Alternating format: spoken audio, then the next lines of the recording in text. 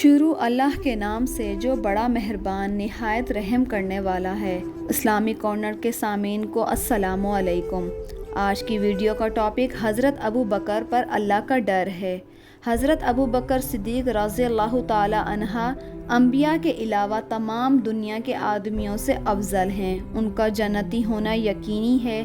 حضور صلی اللہ علیہ وآلہ وسلم نے خود ان کو جنت کی بشارت دی، بلکہ جنتیوں کی ایک جماعت کا سردار بنایا اور جنت کے سب دروازوں سے ان کی پکار اور بلاوے کی خوشخبری بھی دی، اور یہ بھی فرمایا کہ میری امت میں سب سے پہلے ابو بکر جنت میں داخل ہوں گے۔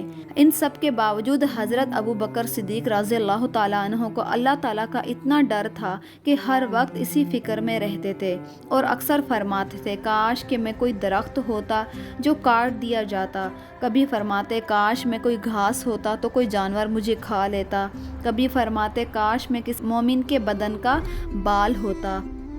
ایک مرتبہ ایک باغ میں تشریف لے گئے، ایک جانور کو بیٹھا ہوا دیکھا کہ اور ٹھنڈی سانس بھری اور فرمایا کس قدر لطف میں ہے، یہ کھاتا ہے اور پیتا ہے اور درختوں کے سائے میں پھرتا ہے، اور آخرت میں تجھے کوئی حساب بھی نہیں دینا ہوگا، کاش کہ ابو بکر بھی تجھ جیسا ہوتا۔ ربیہ اسلمی کہتے ہیں کہ ایک مرتبہ کسی بات پر وہ مجھ میں اور حضرت ابو بکر میں کچھ بات آگے بڑھ گئی۔ انہوں نے مجھے کوئی سخت لفظ کہہ دیا جو مجھے ناگوارا گزرا، پھر ان کے دل میں خیال آیا تو انہوں نے فوراً مجھ سے کہا کہ آپ بھی مجھے کوئی سخت لفظ کہہ کر اس کا بدلہ پورا کر دیں۔ میں نے کہنے سے انکار کیا تو انہوں نے فرمایا کہ آپ کہہ دیں، نہیں تو میں حضور صلی اللہ علیہ وآلہ وسلم سے جا کے عرض کروں گا۔ میں نے اس پر بھی ان کو کوئی جواب نہیں دیا تو وہ اٹھے اور چلے گئے۔ بنو اسلمہ کے کچھ لوگ آئے تو اور کہنے لگے یہ بھی کوئی اچھی بات ہے کہ خود ہی آپ کے ساتھ زیادتی کی ہے اور خود ہی نبی پاک صلی اللہ علیہ وسلم سے آپ کی شکایت کرنے چلے گئے ہیں۔ تو میں نے کہا تم جانتے نہیں کہ یہ کون ہیں؟ یہ ابو بکر صدیق ہیں۔ اگر یہ خفا ہو گئے ہیں تو ان کے دل میں صرف اللہ تعالیٰ کا ڈر ہے، یہ اسی وجہ سے پریشان ہیں کہیں ان سے اللہ کا رسول نہ ناراض ہو جائے۔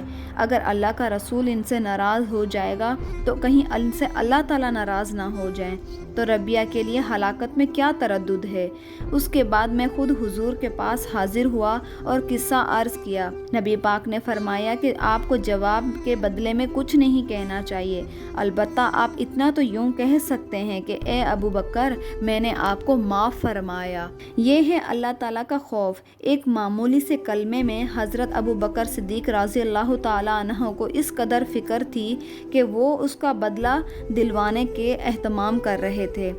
حضرت ابو بکر کو بدلے کا اور اس قدر فکر تھی کہ اول تو خود نبی پاک سے درخواست کی، پھر حضور کا واسطہ دے کر ارادہ فرمایا کہ ربیہ ان سے بدلہ لے لیں۔ آج ہم سینکڑوں باتیں ایک دوسرے سے کہہ دیتے ہیں، اس کا خیال بھی نہیں رکھتے کہ آخرت میں اس کا بدلہ بھی لیا جائے گا یا حساب و کتاب بھی ہوگا۔ اللہ تعالی ہمارے دلوں میں بھی حضرت ابو بکر جیسا اللہ کا ڈر پیدا کرے اور اللہ کی مخلوق کے ساتھ حسن سلوک کے ساتھ رہنے کی توفیق عطا فرمائے۔